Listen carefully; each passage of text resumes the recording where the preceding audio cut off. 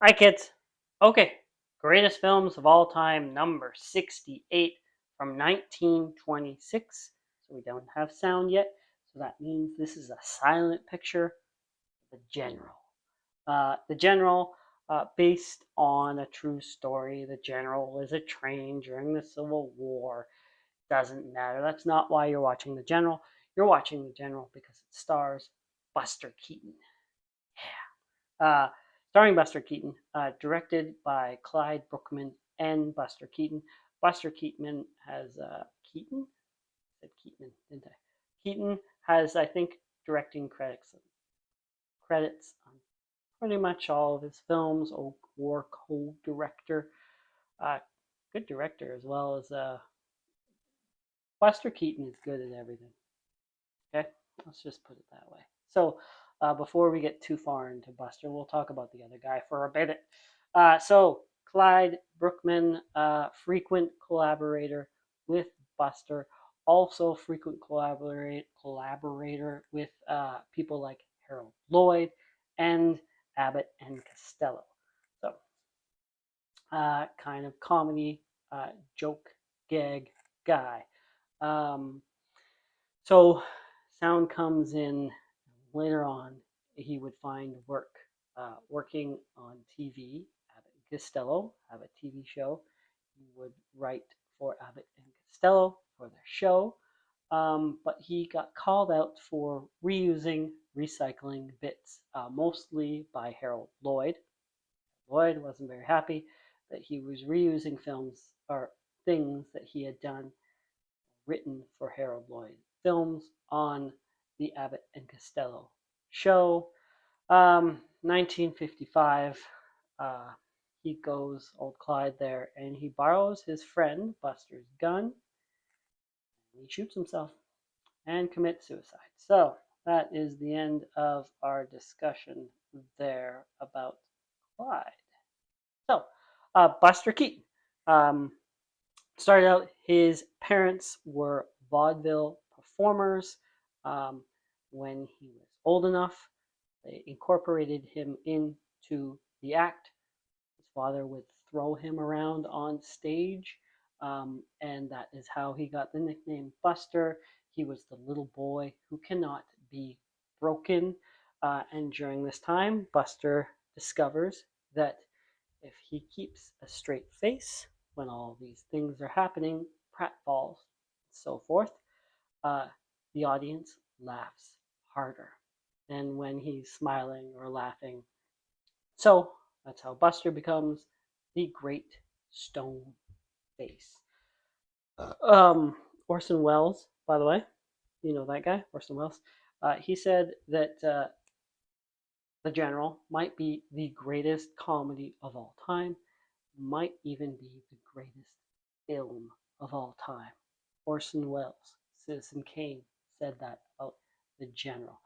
Um, and yeah, Buster Keaton, just really great at what he did. A good director, too. He used every trick in the book available at that time, um, did all his own stunts, dangerous things, but he was good at, there was things he would do practically, and then there's things that he wouldn't do practically, but they seem to get, and you can't tell what is real and what is not, what is a camera effect and what is not. Slow down the frame rate. Just go watch Buster Keaton. I don't even think The General is my favorite. Steamboat Bill Jr. or Sherlock Jr. Those ones are pretty good too.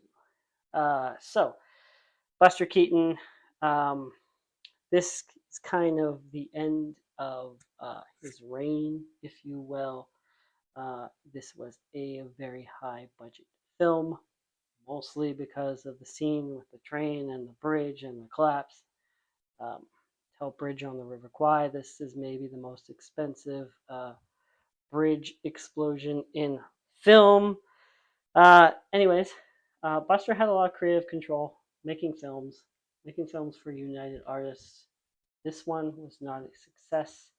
Eventually, he goes on to MGM. Um, But MGM at the time has this sort of factory studio settings where they just they don't want Buster Keaton the director. They don't want Buster Keaton the stuntman. They want Buster Keaton the name. So Buster Keaton is just put into these films. They want Buster Keaton the writer even. So he's not very happy with that. It's put into all these films. Some of them are a success. He doesn't like them. Buster was a man who thought, keep it simple, stupid, right? Just needs this, and that's it. It doesn't have to be complicated. We don't have to need to have a lot of characters. We don't have to have subplots. Just drop a house on me. Anyways, so Buster started out after vaudeville with his family.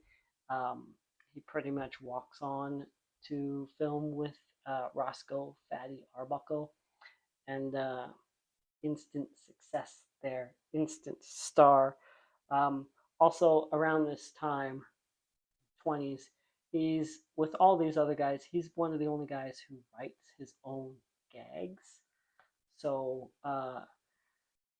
people would steal bits and steal each other's gag writers, but you can't steal Buster Keaton's gag writer because he is his gag writer. Um, Later on, by the way, he would write gags for the Marx Brothers. So he wrote for Fatty Arbuckle. He wrote for the Marx Brothers. He wrote for himself. Buster Keaton's just awesome. He's just awesome. So, besides he's just awesome, how does the General get on this list at number 68? So, AFI, 100 Greatest Films, 1998, and it's not on the list. But in 2007, it was number 18. So it went from not on the list to number 18. So if people want to say thumb on the scales for other things, I'll get to that later on the list. 0 to 18. In the 2022 BFI Sight and Sound Critics Poll Greatest Films of All Time, The General is number 95. In 1972, on the critics list, it was number 8. And in 1982, on the critics list, it was number 10. So Sight and Sound has fallen out of favor, but at the same time, AFI has fallen into favor. So, The General, go watch it. Go watch all Buster Keaton. They got a lot of Buster Keaton on Criterion right now. Just go watch it. And like and subscribe and tell your friends and stay tuned. Thank you very much.